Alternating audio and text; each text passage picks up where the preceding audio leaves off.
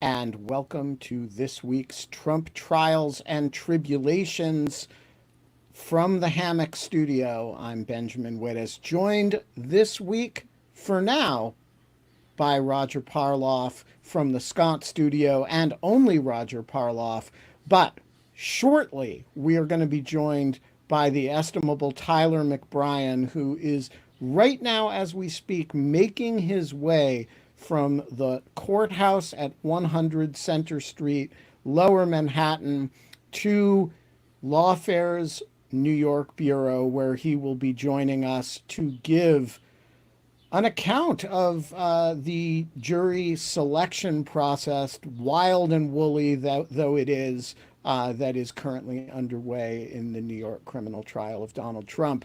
So, just so that you know, we are not going to do this in the order that you might expect. We're going to do everything Roger Parloff in advance, which is to say, we're going to talk about the Supreme Court oral argument in the Fisher case, and we're going to talk about the latest machinations in South Florida. And then at some point, Tyler is going to show up, and we're going to shift gears. And at that point, I will address, I promise, the criticism that Lawfare has come over over the last few days regarding our reporting on jury selection. So, not delaying it for any reason of fear of criticism or anything. It's just that Tyler's not here yet, and I want to integrate that into our discussion of the jury selection process. So, Roger, we're going to start with Fisher. Give us a reminder for those who have not been following, and I said on the Bulwark, on Rational Security, the other day that 98% of everything that's been worth reading on the subject of Fisher has been written by Roger Parloff on Lawfare, and 99% of coverage of the lower court proceedings that was worth reading was written by Roger. So, what is this case? What does it have to do with Donald Trump? And why are we delaying talking about jury selection other than that Tyler isn't here to talk about United States versus Fisher, or Fisher versus United States? Yeah, it is. Yeah, Fisher versus U.S. This is a case about a very important statute in the January 6th cases. It's called corrupt obstruction of an official proceeding. It's at 18 U.S.C. 1512 C2. And it's been a problem that's been brewing for about 3 years. And we care about it because at least 353 January 6th defendants were charged with it, which is about a quarter. We've had 1,387 defendants charged as of April 5th. But we also care because two of the counts in D.C. against Trump are basically this count. One is the substantive count of corrupt obstruction of an official proceeding, and the other is conspiracy to corruptly obstruct, 18 U.S.C. 1512 K in that instance. So, and I can say initially, spoiler alert, I'll give the outcome and then I'll tell you what was at stake. I think my impression was that the DOJ had a bad day. We'll lose at least 5-4, possibly 7-2, as far as whether it's been using the statute correctly in the January 6th cases. But there's much more. There really wasn't. We'll have to see how they write it to know whether it affects the charges against Trump, which are significantly different.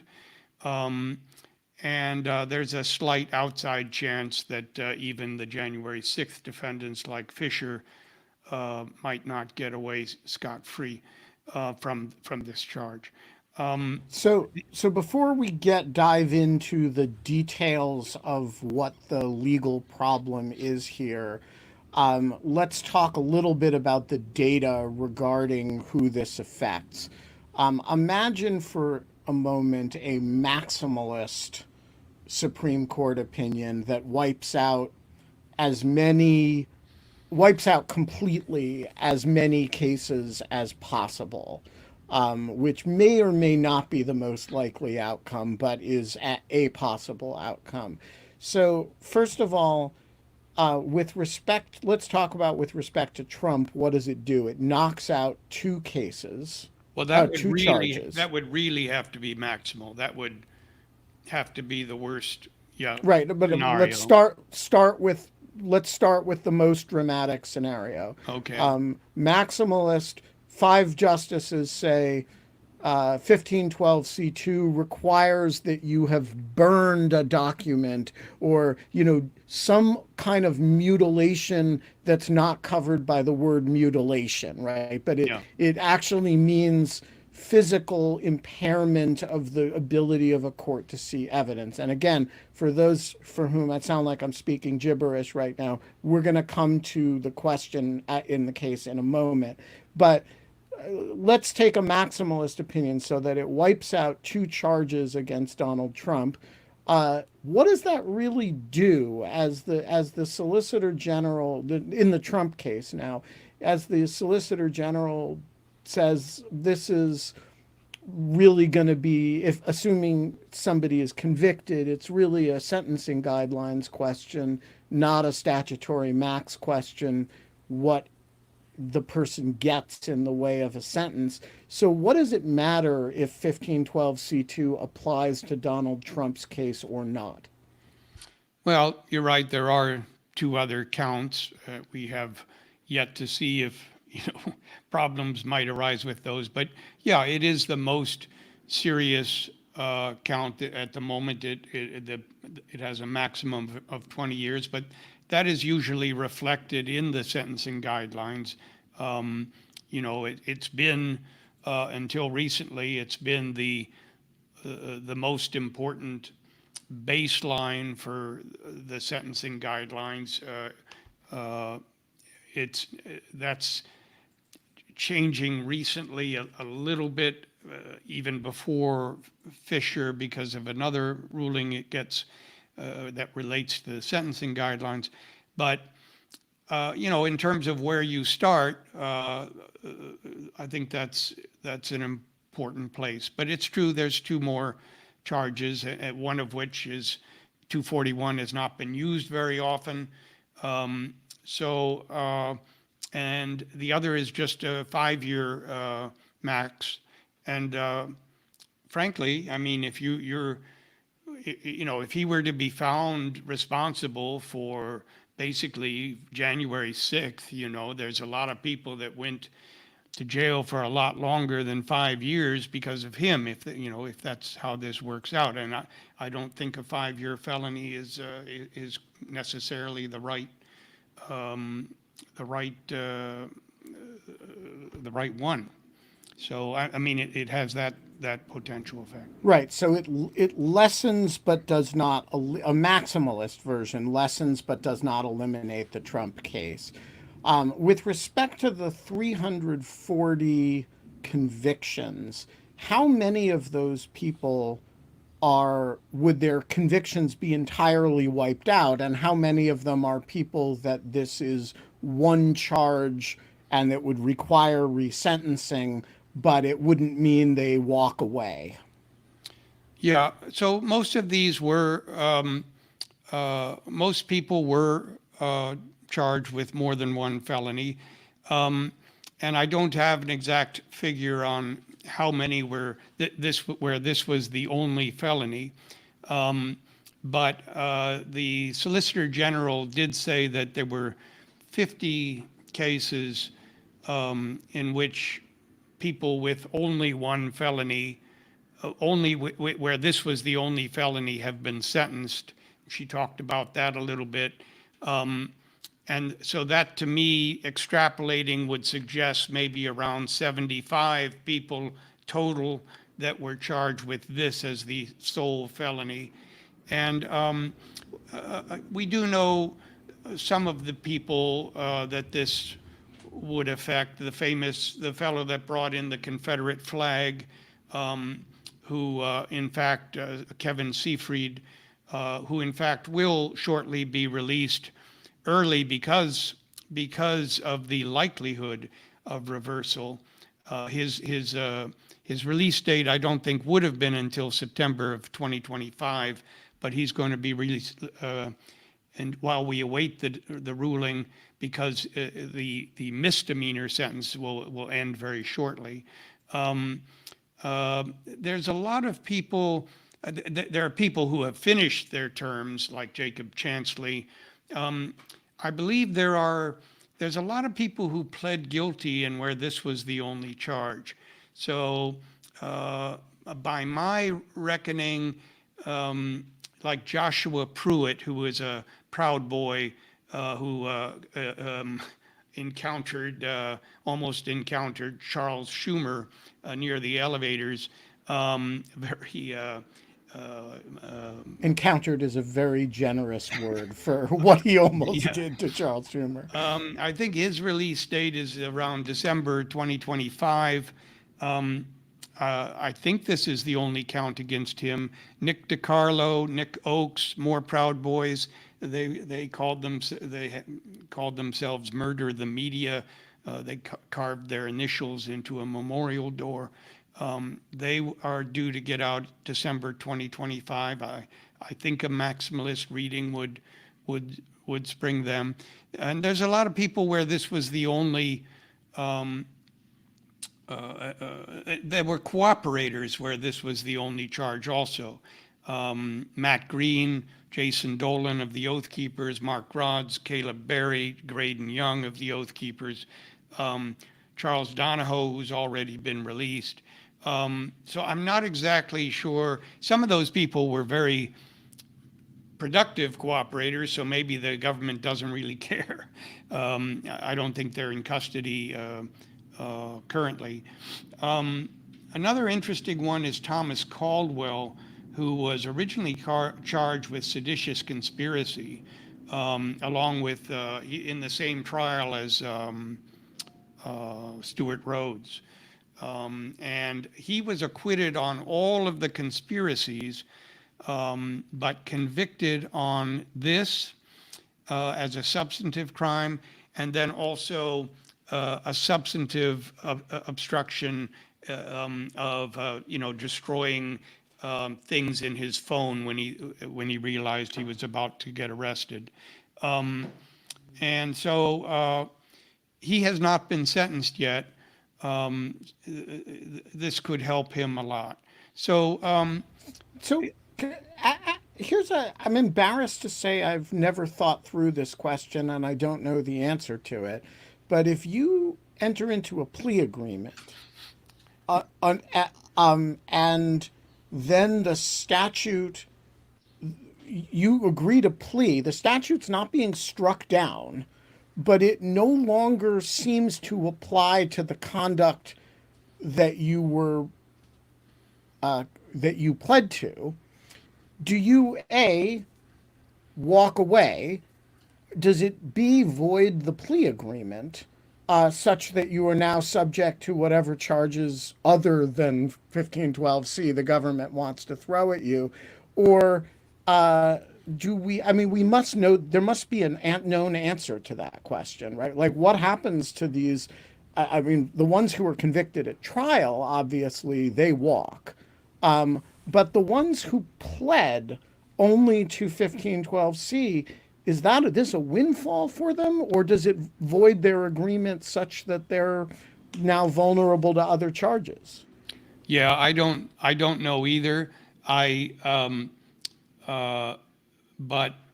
I can't believe that they.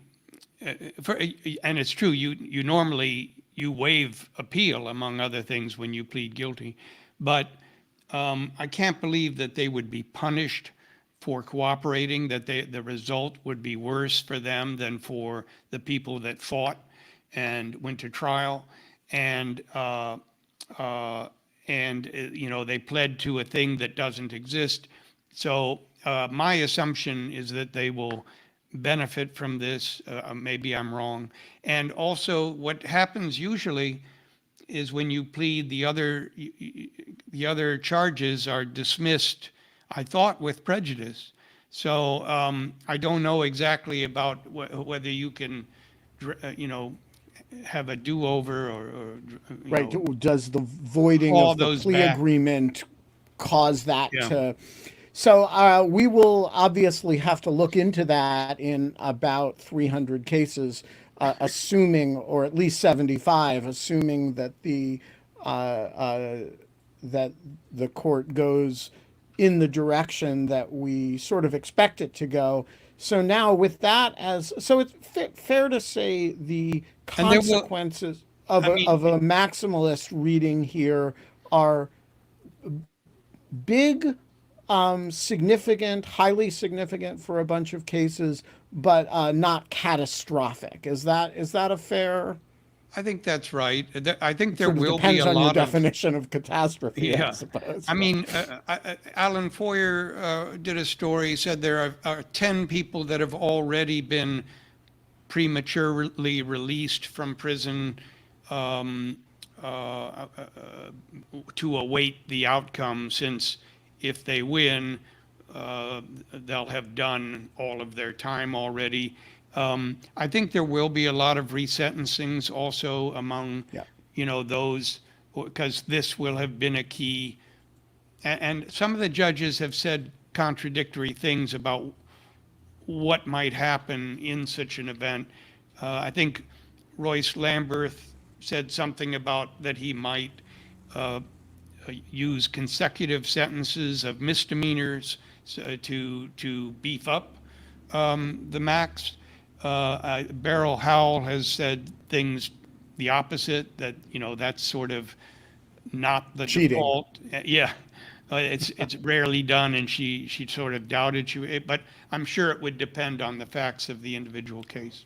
Right. And the fact, just to emphasize that point, the facts of the individual case that can be encompassed within this statute are pretty vast. Some of them are people who could have been charged with more misdemeanory trespassing like stuff. Some of them are people who this is one of the less violent things that they're charged with. And so I think it sort of depends whether you're looking at somebody for whom you might otherwise have a little bit of sympathy, or whether you're looking at somebody who seems like one of the really bad January 6th actors. All right, so with all of that as a giant prelude, let's talk about the issue here. The the issue boils down to how to interpret the word otherwise. And I'm just going to say that and press go on Roger. And what's the Fisher issue? Yeah. So the crime is 1512C2. And so it turns out we need to look at 1512C1 also in order to interpret C2.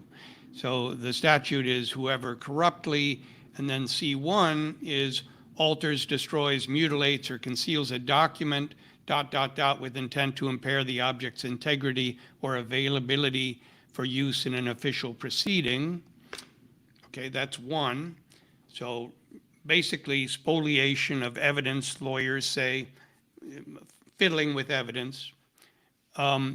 Or two, otherwise obstructs, influences, or impedes any official proceeding. And so the Justice Department says, okay, whoever corruptly, obstructs, influences, or impedes a proceeding, that covers all these people. And then, and most judges, in fact, at least 14 district judges agreed with that. One judge, Carl Nichols, didn't. And he said, well, wait a minute, you've skipped over the word otherwise in 1512C2. That, it's not surplusage. We need to give it meaning. And he thought that otherwise should mean it must be obstructing, influencing, and impeding in other ways that are sort of like number one. In fact, that are awfully like number one, altering, destroying, mutilating. So he limited it to other ways of destroying a record, basically. That was appealed, and by three defendants who had their charges dismissed by Judge Nichols, the one who accepted this argument. And on appeal, Judge Nichols' view wasn't really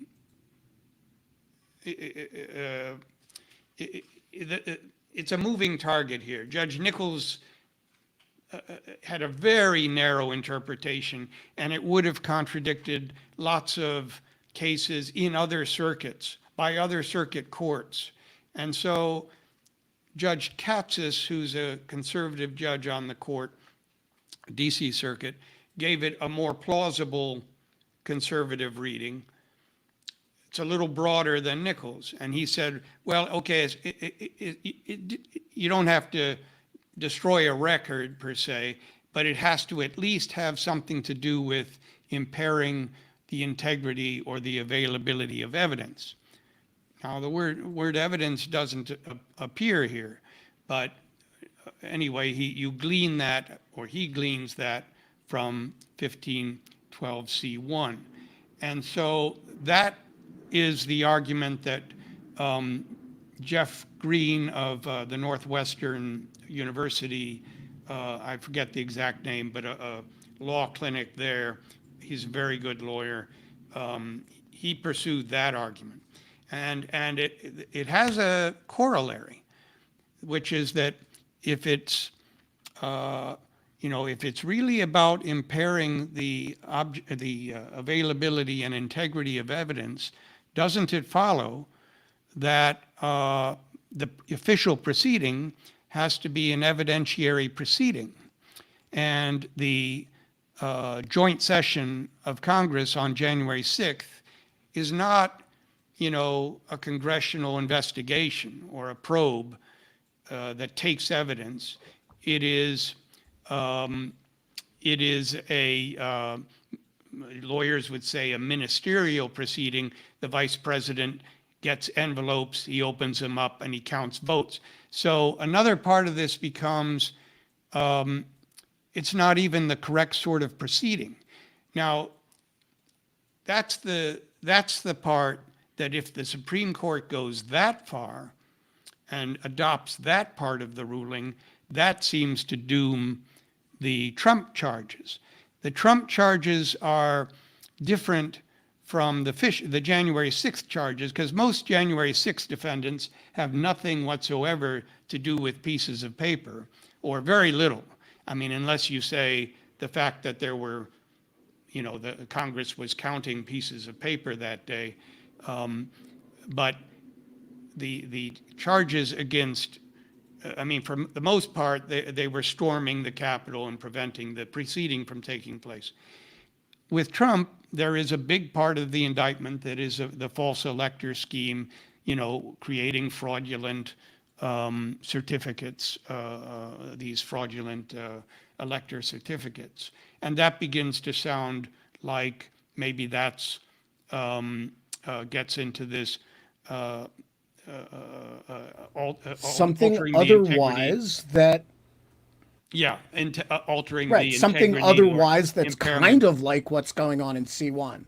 But if they accept But Fisher's Roger, argument, if they accept Green's, I want to. Okay. Sorry, we're overlapping a little bit. We got a little bit of a delay here, but I want to it seemed to me the most interesting justice in this argument was Justice Amy Coney Barrett, who said, wait a minute, what if we say there's some link to tampering with stuff, but if you're storming the Capitol in order to prevent the joint session of Congress from meeting to receive and process and count the electoral votes, which are, of course, themselves pieces of paper that you could mutilate or shred or do all those C1-y kind of things to, why doesn't C2 apply to something like that? Now, granted, Judge Katsas would say, well, because this isn't really an evidentiary proceeding at all. But it seems to me she was proposing a pretty interesting middle ground, which is that it has to have something to do with destroying paper or evidence or documents or something. But let's not be too finicky about what it means. What did like that would Trump's case would certainly survive that ruling.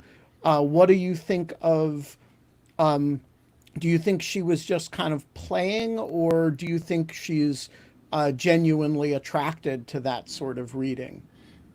Well, it wasn't just her. I think it was her and Ketanji Jackson as well, Brown Jackson as well. And that is an argument that um, the DOJ has dropped into their briefs going back to the cases before Nichols as a fallback. You know, even if you do blah, blah, blah, we think such and such. So it's not a preposterous. It's certainly not the strong. It's not what advocate Jeff Green on behalf of Fisher was saying.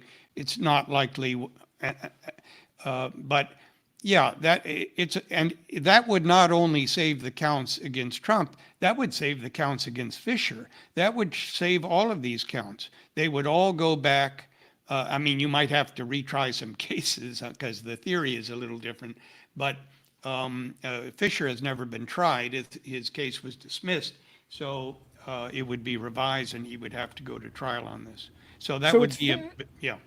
so it's fair to say that there are four justices who are at least somewhat interested in government fallback arguments. There are also a number of justices. Well, I only heard two.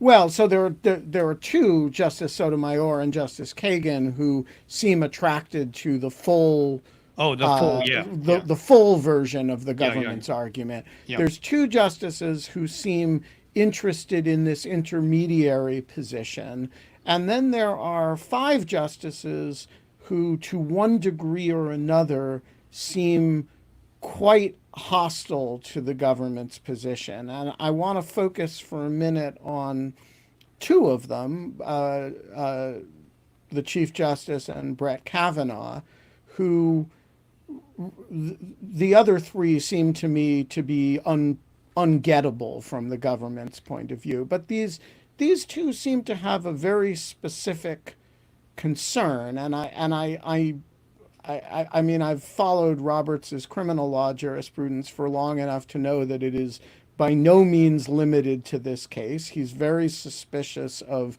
broad readings of ambiguous federal criminal statutes, particularly but not exclusively in white collar cases, the McDonnell case and so he's actually, I think, being consistent here. He's looking for a way to narrow a statute that, narrow by interpretation, a statute that could have very, very broad implications if you interpreted it the way the government urges.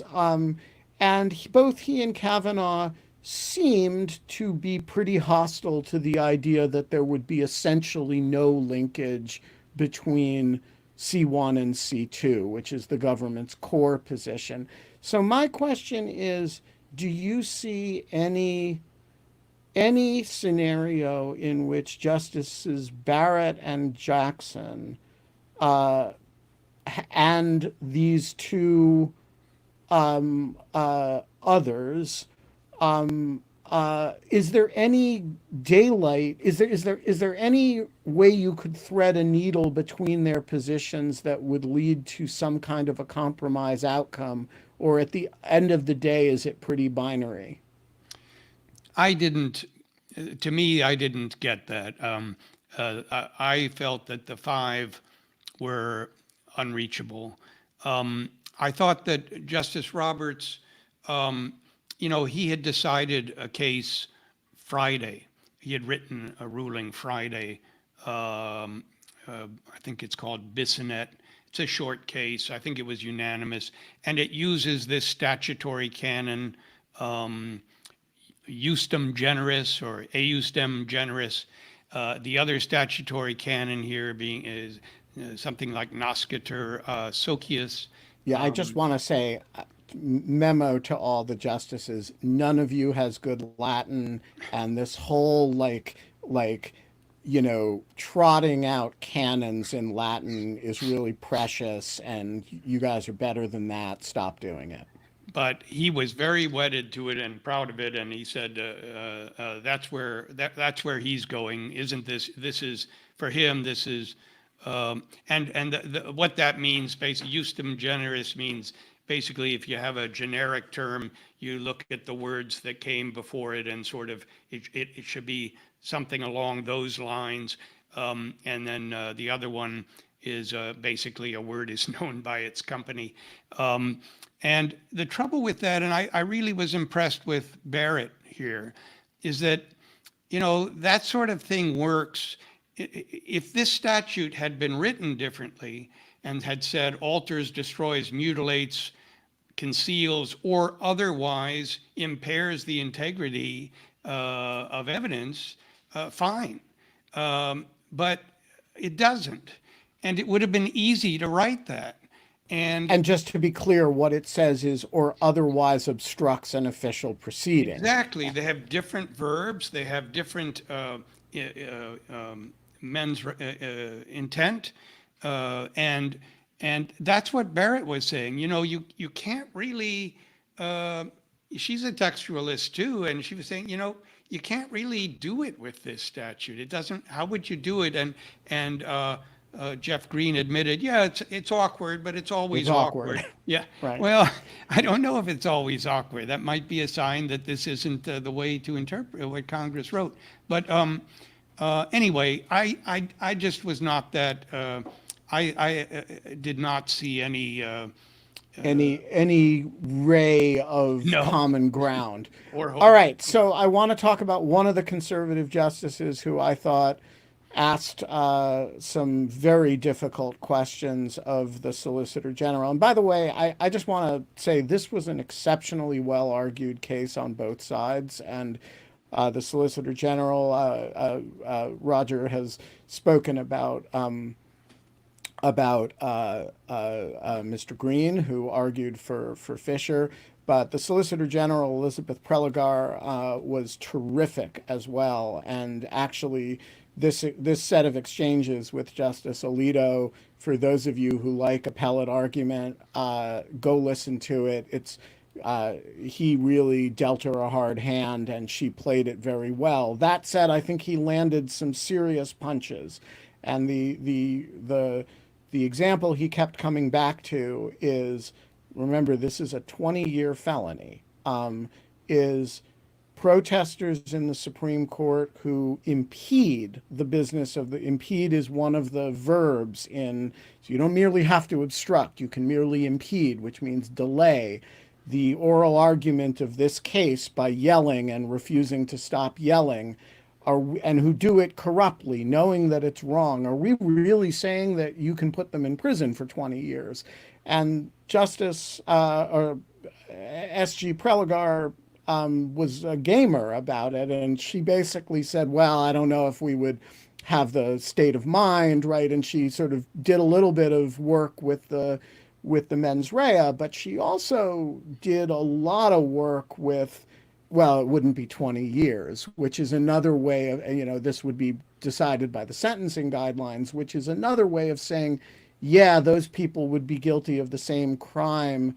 Those nonviolent protesters who yell things in the Supreme Court, who never get charged with serious felonies, by the way, would be guilty of the same crime as the January 6th protesters. And I have to say, I really think Alito had a point in that instance, and it ever so slightly changed my feelings about the merits of this thing. So I'm curious what you made of that exchange between Justice Alito and the Solicitor General. Yeah, I mean, she did in the end rely a lot on the sentencing guidelines, on prosecutorial discretion, and the difficulty in proving corruptly, and also what she said, the nexus to the official proceeding. But no, you're right, and it's broad, and it's a question of how comfortable are you with that, and given that the language to me seems very clear. Now, I guess for them, at some point, the language may be clear, but it becomes a due process problem, that it's too broad, it's too vague. And so we interpret it to prevent the due process problem. But I, I didn't feel that way. But it is true in the January 6th cases, you will sometimes, how do you draw the line between some of these people that get charged with the misdemeanor and some that get charged with 1512C2 if they aren't among the most violent? Right. And it's often, I mean, one thing is obviously you need the social media. You need to have said on social media, I'm going to storm the Capitol tomorrow. I'm storming the Capitol now, and I stormed the Capitol yesterday. You need that. But also, they have to, it seems like you're more likely to get charged with it if how far you penetrate. If you get to the Senate chamber, you'll be charged with it. If you just go in, 10 minutes, come out, you probably won't. And so that part, he's right. There's a lot of prosecutorial discretion. And for those that aren't comfortable with that or think that's even a due process problem, yeah, that's valid. All right. Well, we are going to leave it here until the Supreme Court rules. As you can see, sorry, I think I blinked out for a second there. We are going to leave it here until the Supreme Court rules, and we will at that point return to decide how much damage they have done and how much civil liberties they have protected. Uh, as you can all see, we have been joined by the estimable Tyler McBrien. So, Tyler, give us a sense of where you just came from. Happily. Can you hear me okay before I keep going? Great. I just came from the now infamous or long infamous 100 Center Street. We just adjourned for the day. This is day 3 of jury selection, where I think we're all happy to say, well, some of us at least, that there is a full jury impaneled plus 1 alternate, which leaves us 5 more alternates whom we seek. And it didn't at the beginning of the day, it didn't seem like we were going to arrive at that outcome. We started the day with something of a reprimand, I would say, from the judge, because one juror, after having slept on it and speaking to friends and family, felt uncomfortable about being on the jury. So we lost 1 juror. We lost another juror for similar reasons, though it's not exactly clear why that juror was excused. So we started the day 2 jurors down. And then we kind of went into this slow pace of jury questionnaire answers. Really dipped in the middle there. I think energy was flagging, my own probably included. But then after lunch, we picked back up. We had a few challenges. Both sides exhausted their peremptory challenges, and then much like day 2, rapid fire, jurors were seated, or impaneled rather, and we ended with a full panel plus an alternate, which was, like I said, I think if you had told me that at 11 a.m., I wouldn't have believed you. But here we are. It was 2 steps back and many steps forward. Yeah, so give us a sense. You wrote a dispatch that is on Lawfare yesterday, and just so that people understand the workflow here, the court is sitting Mondays and Tuesdays, takes a sort of Sabbath on Wednesday, and then we'll be sitting Thursday and Friday. And so Lawfare is going to be running very comprehensive dispatches, each of which will cover 2 days. So yesterday, which was Wednesday, and we will run those on Wednesday and Saturday. And so yesterday we ran Tyler's first dispatch on the first 2 days of jury selection. So tell us about, we've now had 3 days of jury selection, and there's been, it's been kind of wild and woolly. Give us the sort of overview of what you've seen. Sure. So yeah, just a quick word on Wednesdays. Wednesdays I've been calling mental health days, not only because it's a mental health break for myself, I would say, but also because that's the day when Justice Merchan serves in mental health court. So that's one of the reasons why we are in recess on Wednesdays. But overall, it has been really interesting. I think a few themes that have surfaced are, one, Trump's ubiquity in America, in the media, among conversations. So much so that the question of whether you've heard of Trump, whether you have an opinion on Trump, it's impossible to disqualify jurors on those questions alone, because every juror will have heard of Trump. Every juror will likely have an opinion, but that's not the question at issue. It's whether that jurors can set that aside and be fair and impartial. This came up many times throughout the questionnaire, but then also voir dire. Merchan, I think, gave a great example today where likability, it shouldn't really be a huge issue. He mentioned that he himself has presided over cases trying gang members, sex offenders, and people will bring preconceived notions of those people in, but he still has sat juries for those people. I think another theme that's surfaced is has been quite a lesson in I think digital permanence.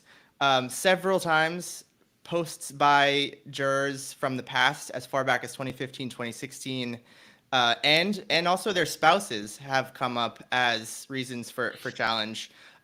Justice Merchan has been a lot less sympathetic to granting challenges for cause based on a spouse's post, which I think is right. But some of these posts are quite inflammatory. There was a case today when a potential juror was brought back in for further questioning, just one-on-one with counsel, and she was essentially forced to read her own posts from the past, which you can imagine is a pretty mortifying experience for someone, especially a post from 2016 when it was such a high stress atmosphere. And she was reading it, and you could see she was stopping herself. She was saying, "Oh God," it was almost like she was reading the post of someone else, knowing though that it was herself. So that was another, I think, big theme. And I think, yeah, just to speak to Justice Merchan for a moment, I think he's running a very tight ship. He rules pretty quickly. He's been ruling pretty quickly on the challenges. We now have a full jury plus an alternate after 3 days, which I don't think many people predicted. So yeah, I'll leave it there if you have other specific questions. Yeah, so let's talk about Justice Merchan's admonition to the press today, which at least some people have interpreted to be directed at Lawfare. I will address that in a moment. But let's first of all just get the facts on the table. What did he say, and what conduct by the press provoked it? Sure. So this was his first comment, admonition, whatever you want to call it, was sparked by this one juror he didn't give many details, but one juror was, I guess, worried about her identity getting out into the public. And the second juror, who we're not clear exactly why he was excused, Merchan did say that he expressed, quote, annoyance at the idea that maybe his identity would be out there. So because of that, Merchan ruled that the answers to questions 3A and 3C, or D, I believe, would be redacted. Those questions are, what is your current employer and what is your former employer? So even if the press ends up hearing those answers, he has forbidden the press to report them.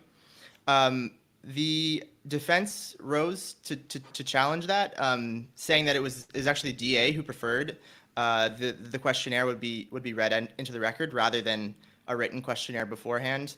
But despite that, we're proceeding with the same process, save those two questions being redacted.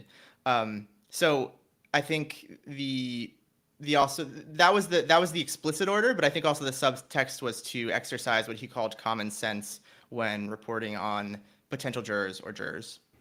And just to be clear, what gave rise to this was a set of incidents Tuesday in which a bunch of reporters from a bunch of different news organizations, including you for us,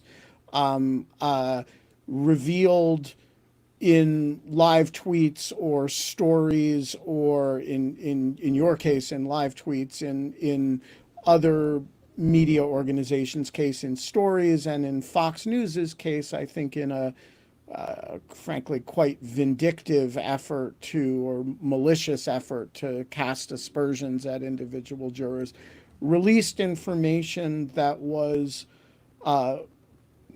not protected. It was discussed in open court, and did not specifically identify jurors, but could be used in combination with other information potentially to identify people. Is that fair? Correct. I think the biggest concerns were about the specific employers, which is obviously why that question has been redacted. But there was a lot more information that most outlets did not divulge. I think there was some edge cases which some outlets did divulge, but this is because I think every journalist there was exercising their judgment in real time, rapidly, without breaking any explicit rules that were set forth by the judge.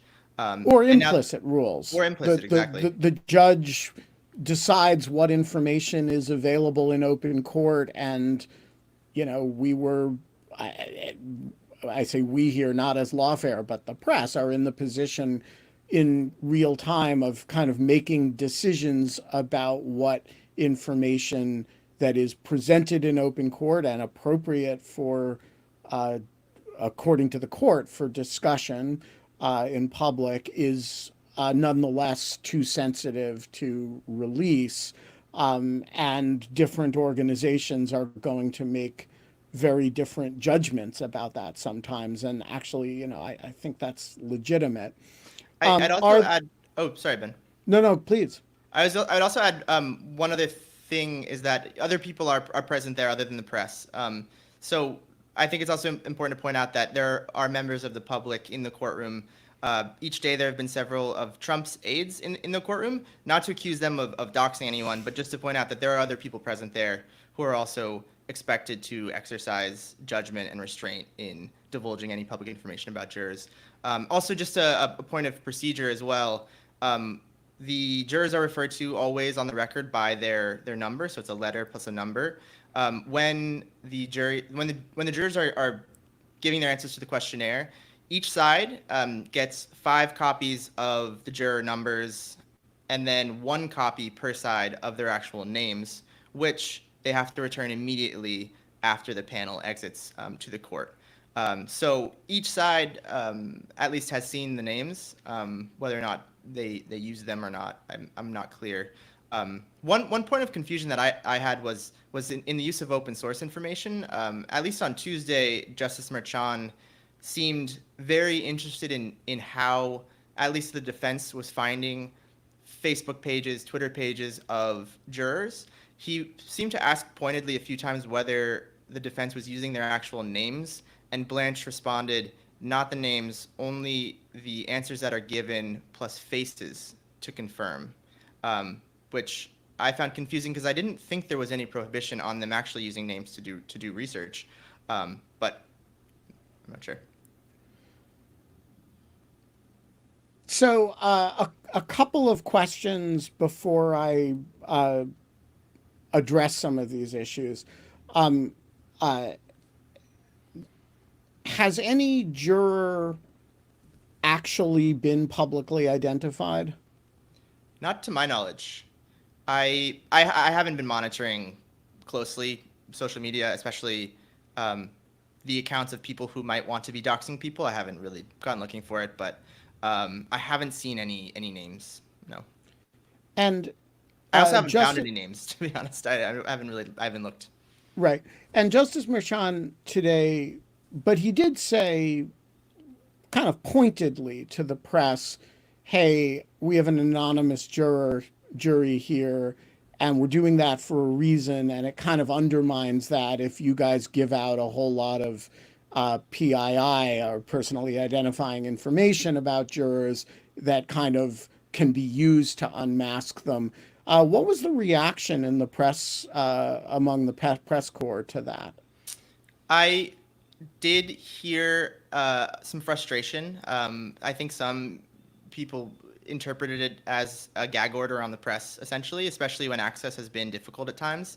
I will say that many people who work at the court have been doing an amazing job, trying to organize as best they can the very large number of press who want access to this proceeding. So I don't want to fault them, but I think it was some people saw it as a First Amendment violation of sorts. It was, I think, a frustration with the inability to report things that are on the record. Was definitely expressed by many people in the room. And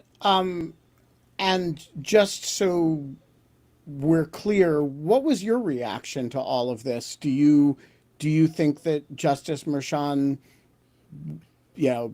like, is the restriction that he placed on the press onerous as far as you're concerned, or reasonable? What's your take on it? I think the prohibition now on naming employers is reasonable. I think it should have been in place in the beginning. We would have had clearer guardrails. I think some of the examples he gave went a little too far. One example he gave was not naming physical descriptions or accents. So he gave the example of the Irish accent that was described of one of the jurors. Physical descriptions, I assume he wouldn't want descriptions of someone's race either. But I do think these do have journalistic value. I agree that the safety and security of the jurors should be utmost and prioritized, but I would push back on the idea that none of this is of journalistic value and important context. Yeah, I would just want to say, it's unthinkable to me that at the end of the day, the racial and ethnic and gender composition of the jury wouldn't be public. I can't think of a prominent case that has the slightest bit of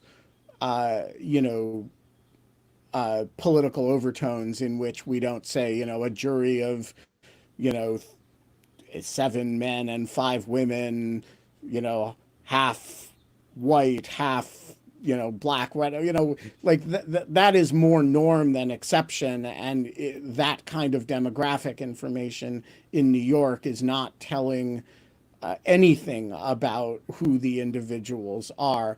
All right, so look, I would also just add one more thing. I think it's also important to remember when blame is being thrown around, why we have this anonymous jury in the first place, because of fear of the defendant naming and shaming people. And I want to just also point to one more quick interaction at the very end of today, which was interesting. The defendant's supporters. Defendant's supporters, right? Exactly. Right. Because because Trump is under a gag order himself. But that relates to this last interaction at the end of today, in which Blanche asked the prosecution for the list of the first 3 witnesses, and Josh Steinglass stood up and said that's normally a courtesy, and I'm not inclined to extend that courtesy to the defendant because he has been tweeting about truthing, what have you, about the witnesses, and then Blanche offered to Merchan, what if I can promise to the court essentially that my client won't post about the witnesses on Truth Social or anywhere. And Merchan basically said, you can't promise that. There's no way that I'll believe that he can uphold his end of the bargain. And so he did not order the prosecution to give those first three witnesses. All right, so let me address some of the criticism that we have received over the past 48 hours and tell you where I stand on these questions. And I say this both in my personal capacity, how I personally feel about it, but also on behalf of Lawfare. We've had two reporters, one of whom is Tyler, the other of whom is Anna Bauer, who have been very publicly criticized for things that have appeared in their tweets, their live tweets on behalf of Lawfare. I think, quite crazy idea has percolated around, particularly on Twitter, which I am not on anymore, that this is that the judge's concerns were largely or principally or significantly about Lawfare's coverage, a proposition for which there is exactly zero evidence. So here are my thoughts on the subject, and please, to everybody, and I think some of you probably know who you are if I'm talking to, if you're hearing this, direct your criticisms at me, not at our people in the courtroom. These are ultimately my decisions about what our policies are. So the first point is, in the first instance, it is the judge's job, not that of the press, to decide what information should and should not be public in a trial. The premise of our system is that we have public trials.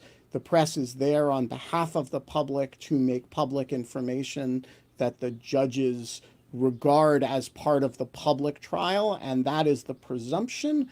And if judges don't protect information, the press always will, and in my judgment should, presume that they should and can report what is made public in open court. In other words, in the first instance, it is not the job of the reporters in the room to self-censor a whole lot. Now, this brings me to point number two, which is that every press organization, despite what I just said, has a decision to make about when and whether it is going to withhold information that is public and that they are entitled to publish. They make different judgments about that. And some of them will err on the side of anything we're entitled to publish, we're going to publish. Some of them will make judgments that are much, much more conservative than that. Roger and I, over our careers, have spent a lot of times in courtrooms, and I can't speak for Roger, but I can speak for myself. There are things that I've seen that I would not want to report. There are things that I feel very obligated to report. These judgments are institutionally different from organization to organization, and they're personally different from reporter to reporter. When we have people in the room doing this stuff, they are working in real time when they're live tweeting. It's not like, when Tyler later writes a dispatch and I edit it, and we have a kind of iterative back and forth about what work is this sentence doing. When he's in there and when Anna is live tweeting on pool stuff, we're making very snap judgments about what is in category one. That is, it's public, we're allowed to produce it, we're allowed to publish it. Our job is to be the eyes and ears of the public. And what is in category two, which is the we don't want to put anybody in danger category. We reserve the right to second guess our own judgments and remove tweets when we deem them, in retrospect, that we may have made the wrong call, or that we may have made the right call, but people are using it in ways we don't like, or anything else. We reserve the right to edit ourselves in retrospect. That's the nature of live tweeting. And over on Tuesday, we did that several times with a few tweets and a few items of information. So if you look at Tyler's tweet threads, there are a few tweets that have been removed, and those are judgments that Tyler and I and other editors at Lawfare made about what was retroactive judgments about what is appropriate and not appropriate for us to be releasing in the circumstances of that day. All right, so that said, here's point number 5. We actually didn't publish any single piece of information about any juror that was not also published by organizations with, somewhere between 1 and 2 orders of magnitude greater penetration than we have. I don't know where this idea came from that Lawfare was where the problem was, but there literally isn't a single piece of information that we put out there that wasn't put out by, the New York Times or Bloomberg or Politico or Fox News. We were not among the most aggressive by any means. For that reason, I just want to say there is literally no piece of information that is out there today because Lawfare released it, as opposed to because some other organization that reaches 100 or 1,000 times the audience that we do released it. If you want to know where I think this idea comes from, I'm not sure about this, but I think it's that we actually organize information better than other places that cover courts. And so, Tyler does these threads that are extremely well organized and you can follow them. And this, I think he learned from watching Roger do this in the Proud Boys and Oath Keepers case. And so, information on Lawfare is exceptionally useful, and we try to make it really useful. And so, which is another way of saying we punch above our weight. That said, there really is no information that is out there that was, has been used to harass or identify a juror that's out there principally or solely because of us. And therefore, I at least have no reason to think that Justice Merchan was talking about us this morning, despite the criticism that we've received. He was pretty clearly talking about the press as a whole. And to the extent that he was responding to any individual story, I have no indication that it was anything that Tyler did. And I will note that in contrast to the organized factual presentation that Tyler did and Anna did yesterday about jury selection, there was actually a piece by Jesse Waters on Fox News that really had a kind of detailed dossier on each juror that was really designed to, sort of impugn them.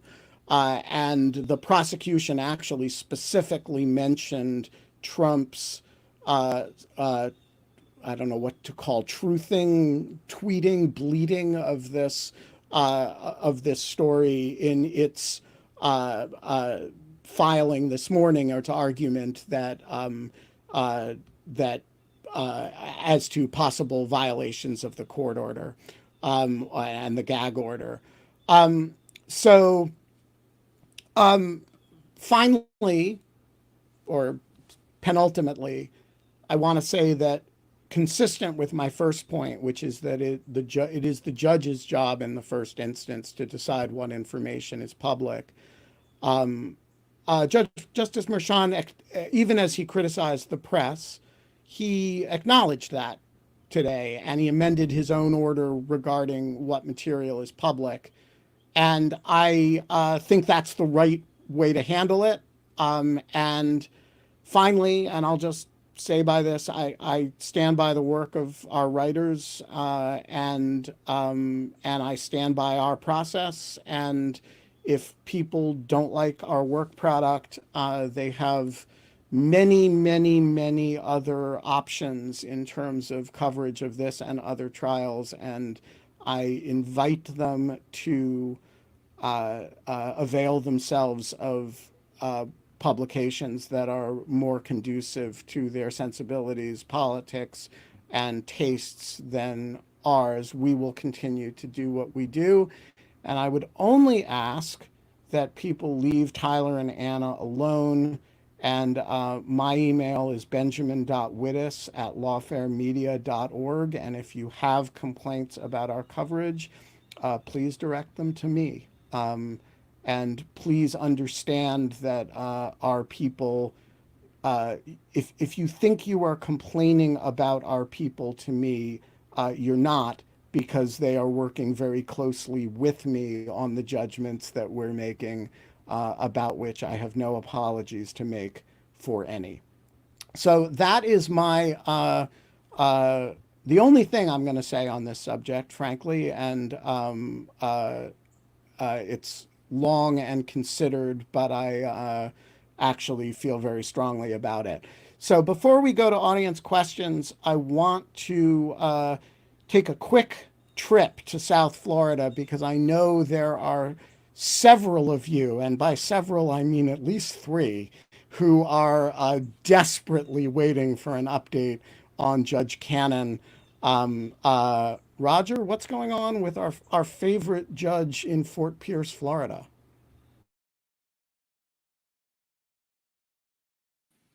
Very quickly, there was a hearing Friday. It involved only Nauta and De Oliveira, probably because of the New York trial. It was 2 motions for a bill of particulars and 1 motion by Nauta to dismiss. And I believe she's going to deny all of them. She hasn't ruled yet. That was the sense from what she was saying. I think the real question is, why did she hold the hearing? And because I don't think most judges would have found it necessary to hold a hearing on these questions. They didn't seem to me to be very hard. They didn't seem to her to be very hard. I don't think she was delaying on purpose. I think it's more, this sort of this all speculative, insecurity, sort of a desire to do A+++ work, being under scrutiny. But, when you have 13 motions to dismiss and you're behind and there's a huge motion to compel, it's odd. Why are you doing this? There is an interesting thing, I think an important thing. She's also hadn't decided, at least when we began. I haven't been checking my emails. It's the setting of something called a Section 15 notice. And it's very important to the government. And they wanted it, originally it was going to take place November 15th. It's a key moment in a SIPA case, Classified Information Procedures Act. It's when the defense gives notice of the classified documents that they say they want to present at trial. And it's important because this is sort of what SIPA is all about, is preventing gray mail, which is where the defendant says, okay, you can indict me, but if you do, I'm going to release national security secrets on my defense.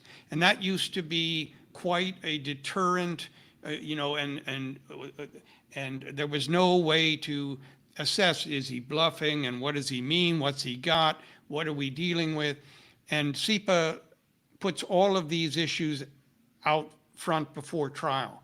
And the beginning of that process is the defendant gives notice what he's going to use. And then, that sets in motion a series of things. And the government goes back to the intelligence community and says, what do you think about these things? Is it really serious? Do these need to be secret? And then they come back to the judge and they say, okay, A, it's not admissible. And the judge gives a ruling on that. That's 6A. And then it says, okay, if something's coming in, maybe we can redact it, maybe we can substitute, maybe we can do this and that. And so a whole lot of things hinge on it. And so they wanted this, and originally it would be November 15th, then she put it off, and immediately they asked, well, can you reset it? She said, no, I won't reset it until after our March 1st scheduling hearing. They had the March 1st scheduling hearing. The government asked for March 17th, 18th, March 18th. And Trump asked for June 17th, 3 months later. And you can see, and so she deliberated on that for 40 days. And then April 10th, she finally made a decision. Okay, I'm going to have it May 7th. And so it looked like she split the baby. And then immediately Trump said, no, we can't do May 7th because we have the trial. And it is true. They have a trial. Emil Bove, who's their SEPA person, is in New York too. And but that was known on March 1st. They discussed it on March 1st at the hearing. And the government's position is, you knew you had multiple cases. You chose to have two lawyers on the multiple cases, and you can't use that now to leverage for infinite delay. You had 90% of the discovery 5 months ago. You can decide this. So having made that decision on April 10th, now she's in a funny position. Is she going to reverse herself on a dime a week later after 40 days of deliberation? She'll look silly. On the other hand, if she's not, she's going to say no to Trump, which is something she doesn't like to do very often. So I'm really very interested to see what happens here. All right. We are going to go to audience questions. Because of my little rant, we have less time than we usually do for audience questions. So I'm going to privilege those questions that are specifically about jury selection and the New York trials so that we can air the various issues that this week has risen or has presented. So Tyler, consider yourself the front line of these questions and take any of them that you want. Clarity asks, I would not trust Trump's legal team to keep my name private if I was sitting on this jury. Can they really be trusted not to spill to the other crazies? Do you have thoughts on that? Not a lot. I mean, the sheet of paper they're given, they're not allowed to copy it, take photos of it. They have to give it right back. I think there's this sense that I get from Blanche that he knows that he's on thin ice, at least with Merchan. I don't know about other courtrooms. So I would be very surprised if he would push his luck in such a flagrant manner with Justice Merchan. Yeah, so just a couple of things about this, which is the malicious release of a juror's name is a potentially career-ending move for a lawyer who has to practice in a court. And there are lines that you push in the name of zealous advocacy for a client, which is itself an ethical obligation. But this isn't one of them, and I would be stunned if that were to happen.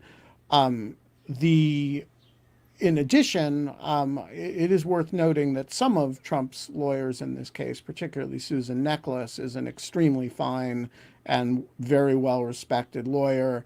And so even if you're skeptical of Todd Blanche, who is, by the way, a lawyer of reputation himself. He is not he's not he's not an Alina Habba. Even if you're skeptical of Todd Blanche, I will vouch for Susan Necheles. She would not do that. So I don't think the issue, honestly, is the lawyers. I think the issue is the client. And remember, the client also gets to look at that paper, as I recall. I don't know, I never say Trump would never do X because, I don't know, January 6th, he's done lots of everything you think he would never do, right? He has done. And so I think the issue is really not a lawyer issue. It's a client issue. Josh asks, Supergiant Robot asks, what is Trump's defense strategy in the New York criminal case? He only needs one naysayer among the 12 jurors. So this is a really interesting question that I don't think we fully know the answer to and won't until we start seeing the actual presentation of the case, starting with opening arguments, which are currently scheduled for Monday morning. Tyler, do you have a sense from having sat in court about what the defense strategy is likely to be? Not a full sense, no. A few guesses. I think one aspect of their strategy is to call into question the credibility of the witnesses, namely so-called star witness Michael Cohen.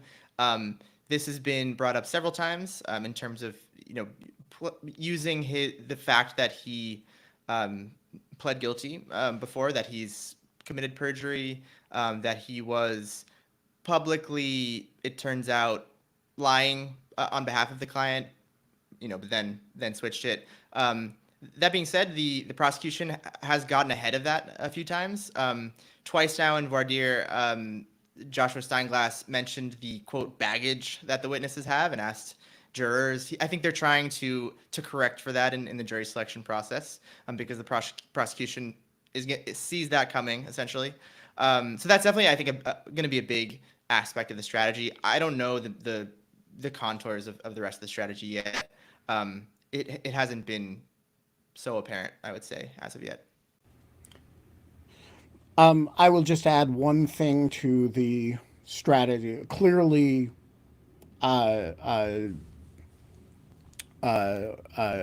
discrediting the prosecution witnesses, as it always is in a defense case, will be an element. But I think there's another element that we know too, which is the so-called John Edwards defense, right? Which is, I didn't do this to falsify business records or to, influence an election. I did it because I didn't want Melania to find out about it. But of course it didn't happen, right? Stormy Daniels and Karen McDougal are both lying, but I, didn't want, but even if they weren't lying, I didn't want Melania to find out about it. The sort of personal, just managing personal damage, I think, will be an element of the defense as well. The questioner is correct. Remember, a win for Trump here is a non-conviction. He does not need to persuade 12 New Yorkers that he's not guilty. He merely needs to persuade one member of the jury that he's not guilty. All right, so several questions about juror intimidation from the defendant. Walter asks, could the judge consider the defendant's mumblings and glaring at prospective jurors as a form of intimidation if it persists? And the estimable Richard Wattenbarger asks, what sort of court behavior count as juror intimidation? If I recall correctly, Merchant scolded Trump for mumbling something or other as counsel was interviewing the jurors. I'm curious, though, about demeanor.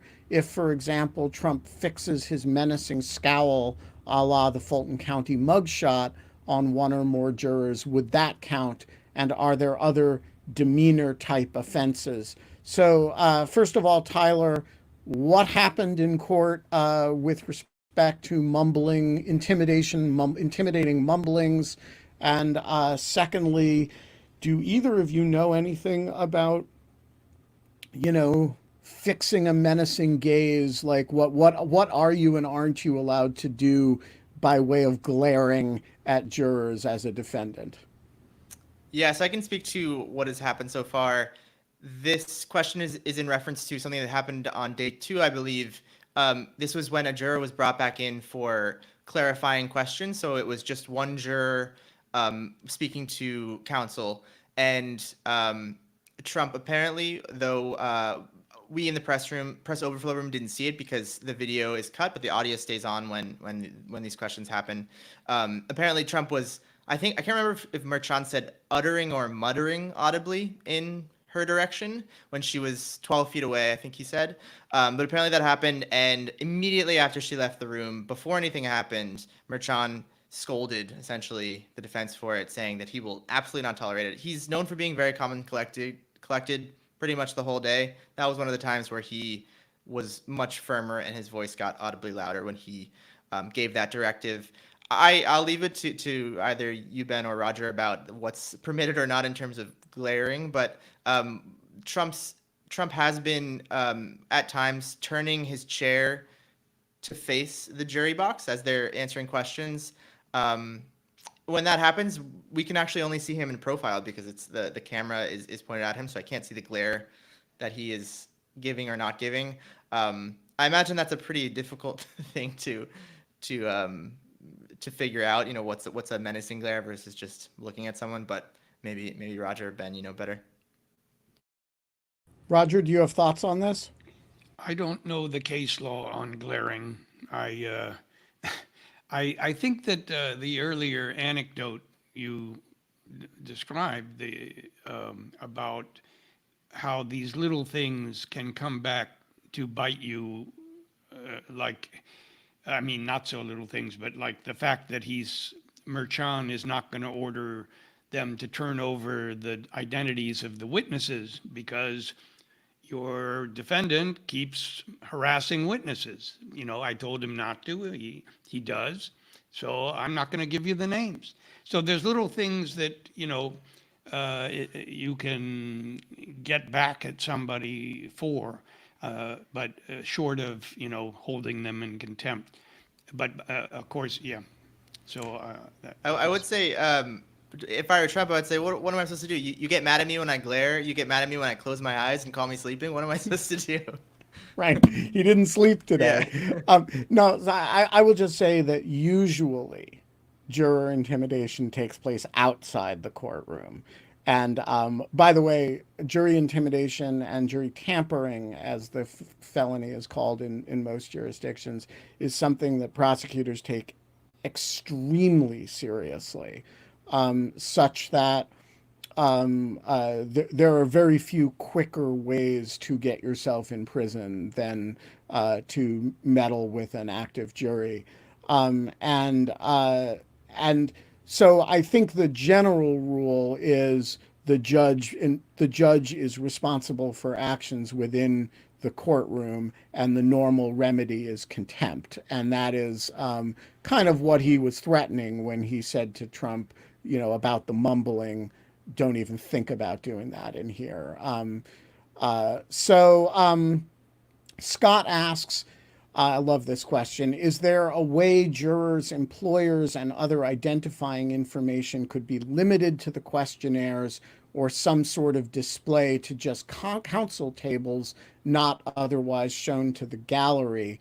Are the questionnaires preserved for later examination such that they could be leaked or followed up on for honesty? Note that I managed to include otherwise in my question. I do want to say the use of otherwise in exactly the fashion that links C1 and C1512 C1 and C2 The answer to the question is no, and there's no way to do that. And the simple reason is that the purpose of having the jury questionnaire is not merely to flag issues that are per se disqualifying, like if you say, you know, you know, I believe defendants are presumptively guilty until proven innocent, right?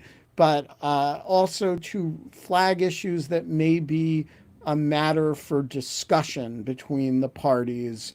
And so, my employer is the Brookings Institution. If I show up and there's some reason to think the Brookings Institution would be biasing in some way in some criminal proceeding, counsel has to be able to ask me about that. And because those colloquies are part of the record, um, you know, if the fact that you are an employee of the Brookings Institution is interesting, it's going to become public, and so there's really no way, at least not that I can think of, to keep that stuff hidden when it matters. And if it's not hidden when it matters, there's no reason to hide it when it doesn't matter. Am I missing something there, Roger? Well, uh, let me, Tyler can check whether I have this right or not, but I think what Susan Necklace was saying today was that they had favored a written questionnaire. And you can have a written questionnaire, they fill it out and it's sealed. We didn't get the written questionnaires of the Proud Boys jurors.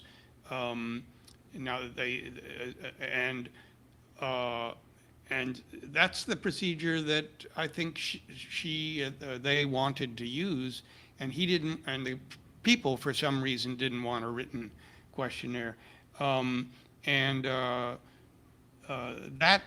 that sort of, so that option was gone. And then there's another option, which is to go do a sidebar. But a sidebar, which is where, the judges come, the lawyers come to the bench. That's tricky too. It's cumbersome in a small courthouse, and Trump has a right in New York to do it. And if Trump comes, then the Secret Service come, and they're logistic things. So it's a weird sui generis problem as well. Yeah, I'll just confirm that that's what I heard in court today. At least Susan Necklace said that they had favored a written questionnaire. I assume that would then also have been sealed, and that it was actually the DA that wanted the verbal answers given. And then it's correct. On Monday, Trump had said that he does want to be present at all sidebar conversations, and then the next day he waived that right on Tuesday. Right. My point isn't that you couldn't have a sealed questionnaire. It's that the moment that a question matters, i.e., like, is your employer potentially biasing, you're going to be asked about it. And that colloquy is not going to be sealed unless it's done as a sidebar. That colloquy is going to be done in open court. And so you could protect a lot of potential jurors, employers, but that's actually not the problem here, because the press cares about people who are actually going to sit on the jury, not people who are dismissed. And so I don't think the question is easily resolvable, except by the way Justice Merchan did it, which is to say, press, please use your discretion. And by the way, I'm ordering you don't report employers anymore. And, and I think that's a perfectly sensible resolution. I think it's a good resolution. I don't think it's an enforceable order, but I think it's something, I think reporters probably want a little guidance, and they'll probably follow that. I think that's right. I think there's likely to be grumbling about it, but I can't imagine any news organization defying the order, risking contempt in order to challenge it over a day and a half of jury proceedings, when you could simply describe an oncology nurse rather than a nurse at a particular hospital, right? We are going to leave it there with apologies to the number of questions that we didn't get to. I usually try to leave half an hour for audience questions. Couldn't do that today between the discussion of Fisher and the discussion of the case. So a reminder, folks, we are changing format for the direction of this case. We will be moving the weekly roundup to Wednesday, the Justice Merchan's mental health Sabbath, and we will be doing daily live streams. They will be much shorter than these. They will not have audience questions. They will be roundups of the day, starting on Monday, when I believe we are still scheduled for opening arguments, and Justice Merchan has declared that court will end at 2:30. I believe that is for Passover-related reasons. Is that correct, Tyler? That's right. Yeah, for Monday and Tuesday. And then a reminder that Tuesday morning is the contempt hearing as well. Right. So we will be doing live streams both Monday and Tuesday. And then Wednesday, we will do the weekly roundup with live streams on Thursday and Friday. All of these will be on the Lawfare podcast feed as well that evening. And by the way, if all of this sounds like a major undertaking to you, it is. And if I sound a little bit grouchy about people going after our people in the courtroom over this stuff, I am. And I'm really proud of the work that Lawfare is doing. And if you think it is important and you think you're going to benefit by it, please become a material supporter of Lawfare, which you can do at lawfaremedia.org/support. Become a regular Patreon donor, and your questions can be asked, or in this case, left on the list of unasked questions, with my apologies. We are going to leave it there. See you next week.